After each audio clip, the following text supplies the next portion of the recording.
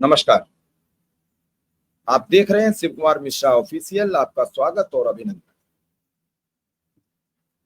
सोमवार को अचानक उप मुख्यमंत्री ब्रजेश पाठक उप मुख्यमंत्री केशव प्रसाद मौर्य के कालिदास मार्ग स्थित आवास पर पहुंच गए।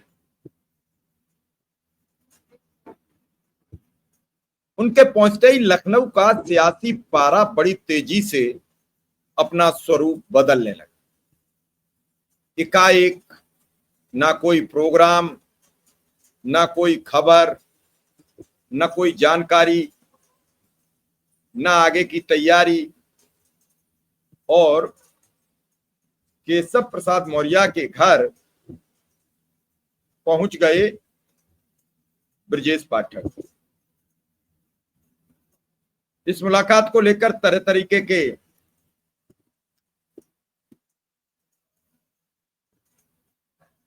बातें चलने लगी, इस पर कयास लगने लगे, अटकलों का बाजार गर्म हो गया। केशव के घर पहुंचे क्यों अचानक ब्रजेश? क्या यूपी में बड़े बड़े फेरबदल की आशंका फिर जन्म ले गई? इन सब चीजों पर ही हम बात करेंगे, तथ्य देंगे, सबूत देंगे, और उसके लिए हम आपसे बातचीत करेंगे। लेकिन इस पूरे घटनाक्रम को समझने के लिए इस पूरे वीडियो को देखना आपको जरूरी है और समझना जरूरी है। साथ ही जो मेरे चैनल पर नए हमारे दर्शक आ रहे हैं वो चैनल को सब्सक्राइब भी करते रहें और बेल आइकन का बटन दबाते रहें, ये खबरें आप तक पहुंचे। तो चलिए शुरू करते हैं। क्या था पूरा वाकया? 7 कालिदास मार्ग स्थित सरकारी आवास पर माननीय उप मुख्यमंत्री श्री ब्रजेश पाठक जी से शिष्टाचार भेंट कर कुशल क्षेम लिया। 45 मिनट बातचीत हुई है। सोमवार को मुख्यमंत्री के आवास पर विभागीय कार्यक्रम समाप्त होने के बाद उप मुख्यमंत्री ब्रजेश पाठक अचानक 5 कालिदास के बगल में स्थित 7 कालिदास स्थित केशव प्रसाद मौर्य के आवास पर पहुंच गए। दोनों नेताओं के बीच करीब 45 मिनट तक चर्चा हुई।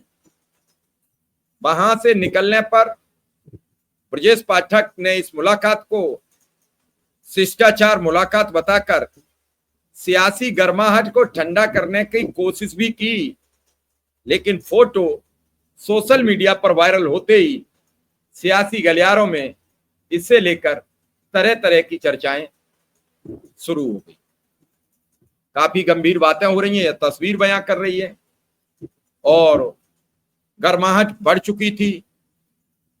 करीब 1 वर्ष पहले भी दोनों डिप्टी सीएम की सक्रियता अचानक बढ़ी थी, जिसके बाद उन्हें दिल्ली भी बुलाया गया। हालांकि इसका उद्देश्य क्या था, इसका खुलासा आज तक नहीं हो सका। बीते कई दिनों से सीएम योगी के साथ दोनों डिप्टी सीएम भी लगातार सपा से मोर्चा लेने के लिए अखिलेश यादव पर निशाना साध रहे हैं। खास करके जो सपा का पीडीए का फार्मूला है, उस पर पूरी भाजपा हताश और निराश नजर आ रही है। उधर कुछ लोगों का मानना है कि समाजवादी पार्टी के निष्कासन के बाद पूजा पाल की मुख्यमंत्री योगी आदित्यनाथ से हुई मुलाकात को लेकर सियासी अटकलें तेज हैं। इसी सब के बीच सोमवार को दोनों उप मुख्यमंत्रियों केशव प्रसाद मौर्य और ब्रजेश पाठक की मुलाकात ने नई अटकलों को जन्म दे दिया। दोनों नेताओं की मुलाकात की वायरल फोटो में बातचीत के दौरान दोनों के चेहरों की भाव भंगिमा देखकर सियासी गलियारों में इसकी अब समीक्षा शुरू हो गई है, जैसे कोई बड़ा काम हो रहा हो। भाजपा के भीतर इस समय बड़ी चर्चा है क्षत्रिय विधायकों के मीटिंग की, चर्चा है कुर्मी विधायकों की मीटिंग की, और चर्चा है लोधी समाज के विधायकों की बैठक की। चर्चा है कि ब्राह्मण विधायकों के समूहों की अलग अलग बैठकों को लेकर भी चर्चा है, लेकिन फोटो सामने नहीं आई। अब इसी बीच पूजा पाल प्रकरण ने भी सियासी बहस को हवा दे दी है। दोनों डिप्टी सीएम की अचानक हुई मुलाकात से सत्ता पक्षी नहीं, विपक्षी खेमे में भी हलचल पैदा कर दी है। क्या है, बड़ा फेरबदल की आशंका एक बार फिर पुनर्जन्म लेती नजर आ रही है। कुछ लोगों का यह मानना है कि यह मुलाकात कभी केशव प्रसाद मौर्य की हमेशा विरोधाभासी पोजीशन में रहने वाले केशव मौर्य क्या पूजा पाल की मुख्यमंत्री की नजदीकियों से परेशान है। वहीं कुछ लोगों का मानना है कि जो विधायकों के साथ बैठक चल रही है, जो सत्ता पक्ष के ठाकुर विधायकों ने 2 दिनों तक 5 स्टार होटल में बैठकर सियासत गरमाई है, तो दूसरी तरफ योगी के दोनों डिप्टी सीएम आपस में अचानक मिले हैं। यह मुलाकात केशव प्रसाद मौर्य के आवास पर ही क्यों हुई? राजनीतिक विश्लेषक ये बता रहे हैं कि ठाकुर विधायकों की कुटुंब बैठक के बाद राजनीति में मची हलचल को देखकर कई तरीके की स्थितियां बन रही हैं। यूपी में वोटिंग का पैटर्न आज भी जाति की राजनीति ही रही है। मुख्य विपक्षी दल यानी समाजवादी पार्टी, जो अखिलेश यादव जिसके राष्ट्रीय अध्यक्ष हैं, पीडीए यानी पिछड़ा दलित अल्पसंख्यक के नाम पर बीते लोकसभा चुनाव में भारी जीत हासिल कर चुकी है। ऐसे में पहले ठाकुर विधायकों की बैठक होना और अब गैर ठाकुर दोनों मुख्यमंत्रियों का इस तरह से मिलना कई तरीके की अटकलों को जन्म दे रहा है। ठाकुर विधायकों की बैठक का कहने को तो रामवीर सिंह और जयवीर सिंह दोनों ने सफाई भी दी, उन्हीं दोनों ने बुलाई थी, लेकिन इस बैठक के जो असली कर्ता धर्ता थे वो राजा भैया बताए जा रहे हैं। इस बीच राजा भैया की योगी मंत्रिमंडल में एंट्री की भी अटकलें तेज हो चुकी हैं। ठाकुर विधायकों की बैठक में क्षत्रिय समाज की एकजुटता और भाजपा सरकार के साथ संगठन में स्थिति मजबूत करने की रणनीति पर चर्चा हुई है।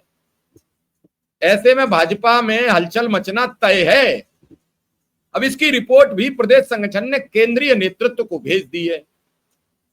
सपा पहले ही योगी सरकार पर ठीकरा फोड़ रही है ठाकुरवाद का, ठाकुर अधिकारियों की तैनाती को लेकर। और सोमवार को इंडिया गठबंधन की दिल्ली में आयोजित प्रेस कॉन्फ्रेंस में भी सपा महासचिव रामगोपाल यादव ने योगी सरकार पर ऐसा ही आरोप दोहराया है। ऐसे में गैर ठाकुर 2 उप मुख्यमंत्रियों की मुलाकात की राजनीतिक मायने निकालने से कौन पीछे हटेगा?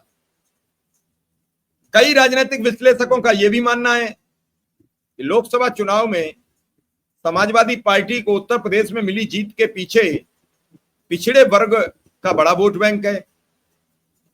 भाजपा के तमाम पिछड़े वर्ग के नेता पिछले विधानसभा चुनाव से ठीक पहले सपा के साथ चले गए थे। इसके बाद भी बीजेपी को तब उतना नुकसान नहीं हुआ जितना लोकसभा चुनाव में हुआ है। ऐसे में भाजपा के एक जाति के विधायकों का संदेश और ज्यादा भाजपा के सामने स्थितियां बिगाड़ देगा। डिप्टी सीएम केशव प्रसाद मौर्य और डिप्टी सीएम ब्रजेश पाठक दोनों ने इस मुलाकात की फोटो एक्स पर पोस्ट और की। केशव ने अपने फोटो के साथ लिखा, 7 कालिदास मार्ग स्थित सरकारी आवास पर माननीय उप मुख्यमंत्री ब्रजेश पाठक जी से शिष्टाचार भेंट कर कुशल क्षेम लिया। तो वहीं ब्रजेश पाठक ने मुलाकात की 2 तस्वीरें पोस्ट की। एक फोटो में वह अटल जी पर लिखी पुस्तक केशव प्रसाद को भेंट कर रहे हैं, दूसरी तस्वीर में दोनों नेता इस सोफे पर बैठ के विचार विमर्श कर रहे हैं। यह भाव भंगिमा क्या कह रही है? एक ये पुस्तकों का फोटो है, चेहरे पर मुस्कुराहट है। क्या उत्तर प्रदेश में बड़े फेरबदल की तैयारियां हो चुकी हैं? दिल्ली जो रिपोर्ट गई है ठाकुरों की मीटिंग को लेकर, उससे दिल्ली में हलचल है। दिल्ली ये नहीं चाहती थी कि पहले चुनाव से पहले इस तरीके की जातीय बैठकें हों, जातीय गोलबंदी हो। आपको याद होगा 2014 में प्रधानमंत्री नरेंद्र मोदी ने उत्तर प्रदेश में एक संदेश दिया था कि बरसों से फैला उत्तर प्रदेश में जातियों का एक कुचक्र हमने खत्म किया है। और इसी कुचक्र को लेकर उन्होंने 2017 में केशव प्रसाद मौर्य जो बीजेपी के प्रदेश अध्यक्ष थे, उनके साथ मिलकर मोदी जी के नेतृत्व में बीजेपी ने बड़ा परचम उत्तर प्रदेश में फहराया। तो भाजपा समझ चुकी थी कि बिना पिछड़े के साथ लिए काम नहीं चल सकता है। और इसीलिए केशव प्रसाद मौर्य जब 2022 में चुनाव हारे, तब भी भारतीय जनता पार्टी ने उनका मान सम्मान रखते हुए उन्हें तत्काल विधान परिषद भेजा और उन्हें डिप्टी सीएम बनाया।